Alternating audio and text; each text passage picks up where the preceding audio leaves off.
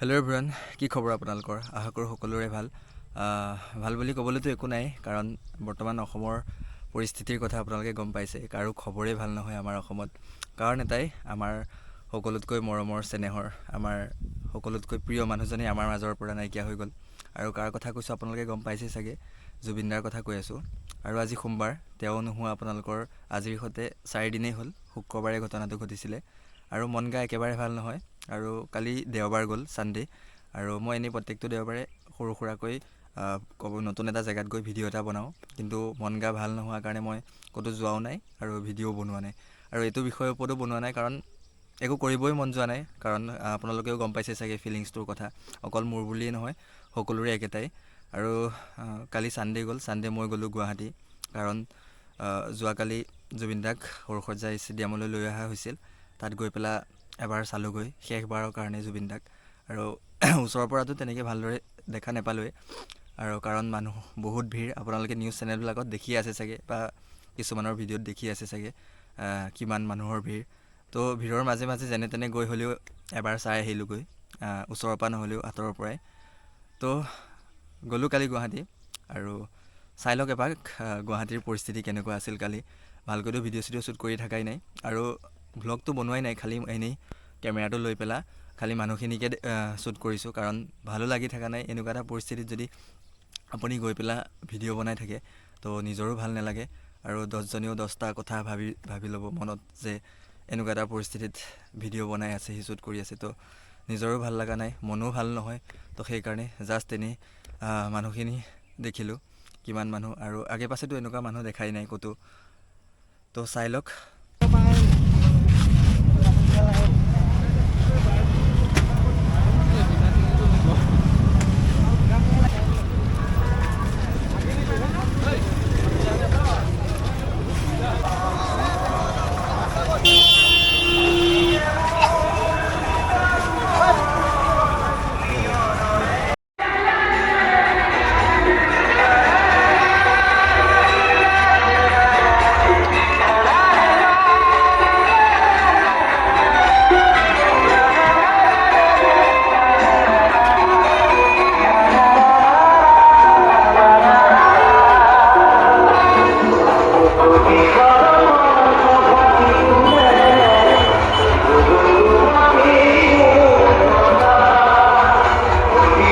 Situation হ'ব পাৰে, যি পৰিস্থিতিত বহুত ডাঙৰ দুৰ্ঘটনা ঘটিব পাৰে।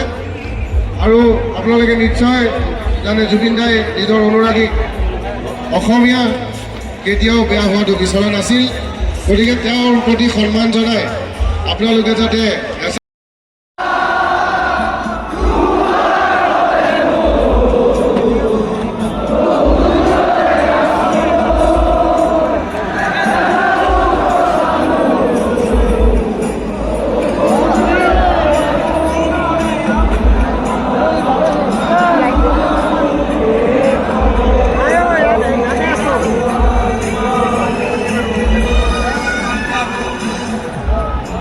আৰু দেখা পাইছে কিমান মানুহ হৈছে।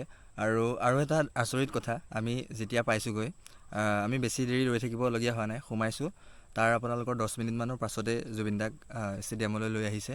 আৰু জুবিন দা আহি নোপোৱালৈকে বহুত মানে কি আৰু গুৱাহাটীৰ গৰমৰ কথা গম পায়, আৰু বহুত ৰ'দ দি আছিলে, আৰু গৰমত ঘামি জিমি অৱস্থা নাইকিয়া, কাৰণ মানুহৰ হেঁচা ঠেলা।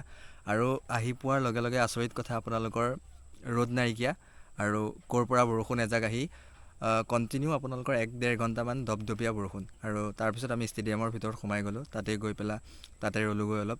আৰু ইণ্টাৰেষ্টিং কথা, আপোনালোকৰ বৰষুণৰ লগতে ৰামধেনুও ওলাইছে।